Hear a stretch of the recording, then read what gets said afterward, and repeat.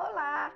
Ouviram os nossos vídeos anteriores sobre os missionários jesuítas, em especial sobre a atuação pioneira do Padre Manuel da Nóbrega no processo de colonização da América Portuguesa e, mais especificamente, no estabelecimento das primeiras instituições educacionais do Brasil Colônia? Assistiram à exposição do nosso colega sobre o diálogo da Conversão do Gentio, obra master da produção literária jesuítica no contexto colonial brasileiro? Bem, a partir de agora vocês ouvirão alguns trechos dessa obra, escrita pelo Padre Manuel da Nóbrega entre os anos de 1556 e 1557, quando o jesuíta atuava como provincial da Companhia de Jesus do Brasil, na cidade de Salvador, então sede da administração do Brasil Colônia. O diálogo da Conversão do Gentio coloca em cena dois missionários jesuítas. Um deles é o pregador Gonçalves Alves, que tem conhecimento da língua falada pelos índios e acompanha os jesuítas durante as missões, servindo como intérprete. O outro é Mateus Nogueira, ferreiro da Companhia de Jesus, que fabrica ferramentas necessárias para a construção dos aldeamentos jesuítas. É importante mencionar que este diálogo se desenvolve pela ótica de duas perspectivas. Uma um tanto quanto desalentada, a do pregador leigo Gonçalves Alves, que tenta encontrar razões que justifiquem, em meio às dificuldades, a possibilidade de converter o nativo à fé cristã. A outra, a do ferreiro Mateus Nogueira, que no decorrer da discussão revela uma postura encorajadora em relação à investida missionária, defendendo a ação resiliente como meio à realização dos propósitos da missão. O diálogo começa com uma breve introdução, na qual o padre Nóbrega apresenta os interlocutores e as circunstâncias em que se desenvolve a conversação. Diz o autor: "Por que me dar o tempo e o lugar para me alargar? Quero falar com meus irmãos o que meu espírito sente, e tomarei por interlocutores ao meu irmão Gonçalo Álvares, a quem Deus deu graça e talento para ser trombeta de sua palavra na capitania do Espírito Santo, e com meu irmão Mateus Nogueira, ferreiro de Jesus Cristo, o qual, posto que com a palavra não prega, falo, com obras e com marteladas." Como é possível observar no decorrer da leitura, o ofício de Nogueira, acostumado ao trabalho duro da forja, por meio do qual transforma e forma em ferramentas de valor a realização da ação civilizatória, o coloca em vantagem em relação ao pregador Gonçalo Alves, que, em vão, tenta convencer os nativos usando exclusivamente as palavras. Em suma, nessa obra do Padre Nóbrega, a eficácia evangélica da palavra é colocada em posição inferior ao poder efetivo das obras, metaforizadas nas marteladas do ferreiro. Feita essa breve introdução, passemos à leitura de alguns trechos do diálogo entre o pregador Gonçalo Alves e o ferreiro Mateus Nogueira, selecionados dessa obra antológica de valor incontestável para a compreensão da posição dos jesuítas em relação aos povos nativos, como também dos métodos usados pelos missionários da Companhia de Jesus para a inclusão dos indígenas do Brasil no processo de colonização da chamada América Portuguesa. A falta de outros que tenham zelo e saber, todavia me aconselharia com esses, porque alguma hora falou já o Espírito Santo, e aconselhou um profeta, ainda que não muito virtuoso, por bem do povo, que ele amava. E se ele quer fazer bem a estes, como é de crer que quer, porque não aborrece nada do que fez, ainda que sim o que nós fazemos ele aconselhara por maus, o que se deve fazer, mas já afogaria ouvir-vos as razões que tendes ouvidos dos padres, para nos animarmos a trabalhar com eles e as que têm em contrário das que demos no princípio. Ó estudos e tardios para crer! Estou eu imaginando todas as almas dos homens, uma, nos serem umas e todas de um metal feitas à imagem e semelhança de Deus, e todas capazes de glória e criadas para ela. E tanto vale diante de Deus, por natureza, a alma do Papa, como a alma do vosso escravo, Papana. Esses têm alma como nós? Isso está claro, pois a alma tem 3 potências: entendimento, memória e vontade, que todos têm. Tendes muita razão, e vós andais sempre no fogo. Razão é que vos aquenteis, mas não deixeis de prosseguir adiante, pois uma das obras da misericórdia é ensinar os ignorantes.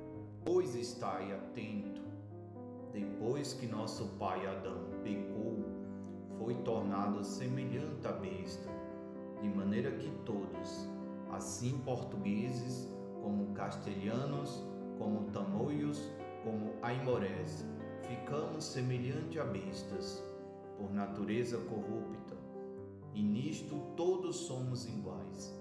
Assim todas essas almas, sem graça e caridade de Deus, não pode rezar, não pode estar na igreja. A toda coisa espiritual tem fastio, não tem vontade para fazer coisa boa nenhuma. E se por medo, ou por obediência, ou por vergonha a faz, é tão tristemente e tão preguiçosamente que não vale nada. Isso bem entendo eu, porque eu vi em mim antes que fosse casado, que andava em pecados e ainda agora preza a Deus que não tenha muito disso. Pois que, direi eu, que envelheci neles e, como homem que foi ferido, falo. Pois, se assim é, que todos temos uma alma e uma bestialidade naturalmente, e sem graça todos somos uns, de que veja estes negros serem tão bestiais, e todas as gerações, como os romanos, os gregos, os judeus, serem tão discretos e avisados? Todas as gerações tiveram também suas bestialidades. Os mouros creem em Mafamed, muito vicioso e torpe, e põe-lhe a bem-aventurança nos deleites da carne e nos vícios, e estes dão crédito a um feiticeiro, que lhes põe a bem-aventurança na vingança de seus inimigos e na valentia e em terem muitas mulheres. Os romanos, os gregos e todos os outros gentios pintam e têm ida por Deus a um ídolo, a uma vaca, a um galo. Estes têm que a Deus e dizem que é o trovão, porque é coisa que eles acham mais temerosa, e nisto têm mais razão que os que adoram as rãs ou os galos. De maneira que, se me cotejardes o rou com o rou, cegueira com cegueira, tudo achareis mentira, que procede do pai da mentira, mentiroso desde o começo do mundo. Bem, estou com isso. Mas como são os outros todos mais polidos, sabem ler, escrever, tratam-se limpamente, souberão a filosofia, inventarão as ciências que agora há, e estes nunca souberão mais do que andarem nus e fazerem uma frecha? Está claro que denota haver desigual entendimento em uns e outros. Não é essa a razão de homem que anda fazendo o Brasil no mato, mas estai atento e entendereis, terem os romanos e outros gentios mais polícia, que estes não lhe veio de terem naturalmente melhor entendimento, mas de terem melhor criação e criarem-se mais politicamente. Pois, como tiveram estes pior criação que os outros, e como não lhes deu a natureza a mesma polícia que deu aos outros, isso podem vos dizer claramente, falando a verdade, que lhes veio por maldição de seus avós, porque estes cremos serem descendentes de Cã, filho de Noé, que descobriu a vergonha de seu pai bêbado e em maldição, e por isso ficaram nus os primeiros 2 irmãos do mundo. Um seguia os costumes e o outro outros. Isaque e Ismael, ambos foram irmãos, mas Isaque foi mais político que o Ismael que andou nos matos. Um homem tem 2 filhos, de igual entendimento, um criado na aldeia e o outro na cidade. O da aldeia empregou seu entendimento em fazer arado e outras coisas da aldeia. O da cidade em ser cortesão e político.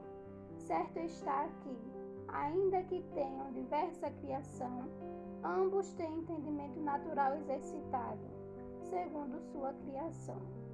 Mas que estes, por não terem essa polícia, fiquem de menos entendimento para receber a fé, que os outros a têm. Me não provarei vós, nem todas as ações acima ditas antes. Provo quanto essa polícia aproveita uma parte, tanto dana por outra, e quanto a simplicidade destes estova por uma parte e ajuda por outra. Mais fácil é converter um ignorante que um malicioso sobejo. A principal guerra que teve a igreja foram sobejos entenderes, que daqui vieram os hereges e os que mais duros e costumados ficaram. Daqui manais a pertinência dos judeus, que nem como seres convencidos com suas escrituras, nunca se quiseram render à fé. O mesmo vos digo, dai-me voz, que lhe entra a fé no coração, que o mesmo será de um que de outro, e o tempo e o trabalho, e a diligência que é necessário para convencer um judeu ou um filósofo, se outro tanto gastardes com doutrinar de novo um destes, mais fácil será a sua conversão de coração, dando Deus igual graça a um que a outro. E está clara a razão, porque, como as coisas de nossa fé das mais essenciais, como são da Santíssima Trindade, e que Deus se faz homem, e os mistérios dos sacramentos não se podem provar em razão demonstrativa. É verdade, porque estes, se lhe deitais à morte, cuidam que os podeis matar, e morrerão da imaginação pelo muito e sobejo que creem, e creem que o panicum há de a roça, e outra coisa semelhantes que seus feiticeiros lhe metem na cabeça. Mas ainda nem isso não farta, porque muito me há que estou na terra, e tenho falado de Deus muito, por mandado dos padres, e nunca vi nenhum ter tanta fé que me parecesse que morreria por ela se fosse necessário. Se me vós desses licença, eu vos diria. Dizei, meu irmão, que eu vos perdoo. Parece-me que por mais fáceis que fossem a se converterem, não se converteriam de maneira, e por isso estai-me atento. Sabereis como o ofício de converter almas é o maior de quantos há na terra, e por isso requer mais alto estado de perfeição que nenhum outro.